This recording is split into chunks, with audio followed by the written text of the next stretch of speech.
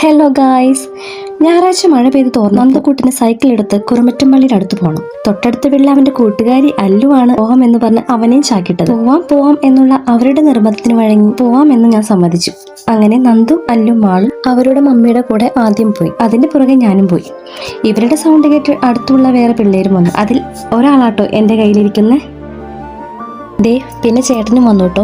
പിന്നെ ചേട്ടനും അവരുടെ കൂടെ സൈക്കിൾ ഓടിക്കാൻ കൂടി. എപ്പോൾ ഓൺ വോയിസ് കൊടുക്കുമ്പോഴും ഞാനൊരു കാര്യം പറയണമെന്ന് വിചാരിക്കും, പക്ഷെ ഞാനതങ്ങ് വിട്ടു. വീഡിയോസ് ഇട്ട് തുടങ്ങിയപ്പോഴാണ് എനിക്കൊരു കാര്യം മനസ്സിലായത്. നമുക്ക് വേണ്ടപ്പെട്ടവരും നമ്മളറിയാത്തവരും തമ്മിലുള്ള വ്യത്യാസം. നമ്മളറിയുന്നവരും നമ്മുടെ റിലേറ്റീവ്സോ ആരും ഒരു പക്ഷേ നമുക്കൊരു ലൈക്ക് തന്നു വരില്ല, പക്ഷെ നമുക്കറിയാത്തവരായിരിക്കും നമുക്ക് സപ്പോർട്ട് ചെയ്യുന്നതും.